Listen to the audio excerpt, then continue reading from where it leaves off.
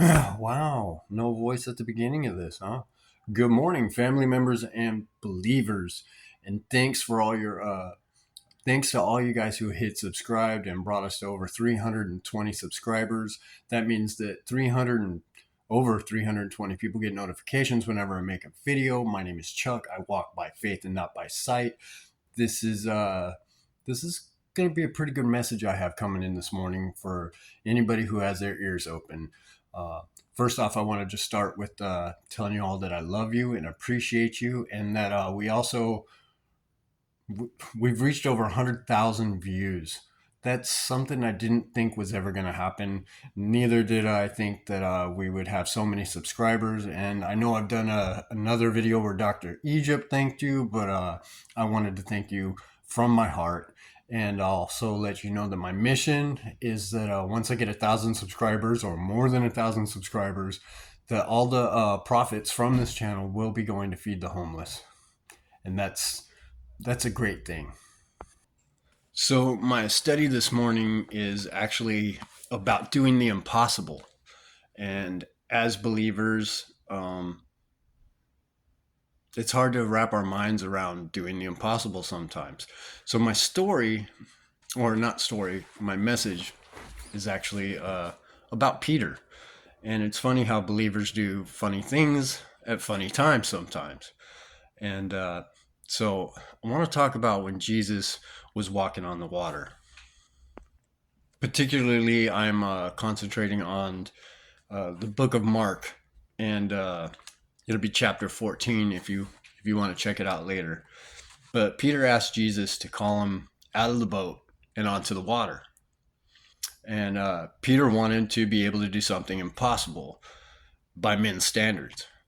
And so he calls out and he asks Jesus to invite him out onto the water. And Jesus replies to Peter with one word. And that's out of Matthew 14:29. With one word, he says, "Come." The invitation's there. So with faith, Peter gets out of the boat and he starts making his way to Jesus, and he's walking on the water, just like Jesus is walking on the water. I've seen some depictions recently from the show The Chosen. I haven't seen this episode yet. I can't wait to. I'm sure it'll be amazing.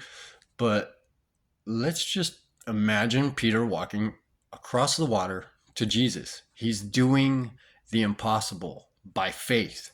It's faith that has him doing this.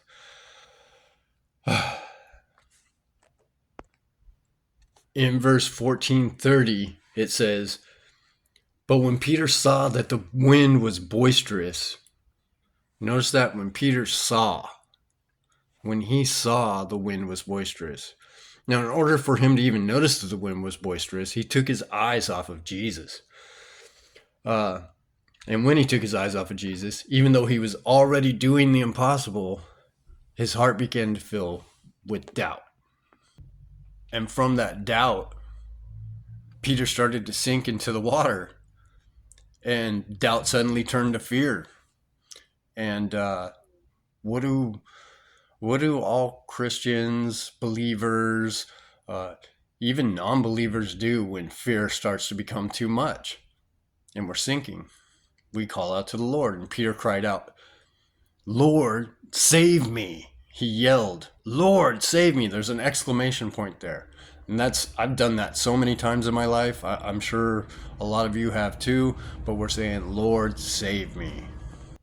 Now in Matthew 14:31, it says, immediately, that's without hesitation, without any time lost, no time wasted, Jesus stretched out his hand and caught Peter before he could become lost in the deep.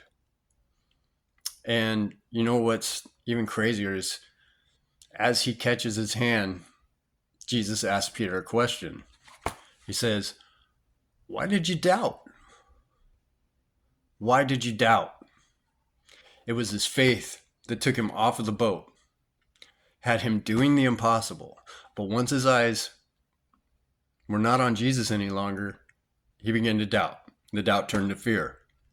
So there's an incredible message in that for all of us, and especially me this morning, because that's what's been happening with me. I've found myself being called, and then I found myself doubting, and then I found myself in fear and distracted by everything around me, and I was sinking. And I called out to Jesus, and he's put his hand out, and he's put his hand out for all of us. And it's up to us whether we're going to take it or sink. And he loves us, and he doesn't want us to sink. I mean, this whole story even correlates with the I'm going to go out and find the 1 in 99 sheep that disappeared. We're all that one sheep. He would die for all of us, and he would die for one of us. And it's just amazing, that faith can have us doing the impossible. I have friends that are so prosperous in the stuff they're doing, and I truly believe that it's because of all the prayers of others. And it's mighty and awesome, the things that God will do for us. He doesn't promise us all this great stuff, but he does promise to love us, save us, and even forgive us. And forgiveness is a huge thing. I'm a guy who comes from so much sin that weighs on my heart, and I screw up every day. So every day it's important that I get on my knees and I thank him for forgiving me, and then I find forgiveness for others as well. Anyway, I hope this was a great message. I hope y'all got something out of it. I know I did from reading it this morning, and even texting friends and talking about it a little bit. So have a great Thursday, everybody. Follow that spirit, call to Jesus, walk by faith, not by sight. Have a good one.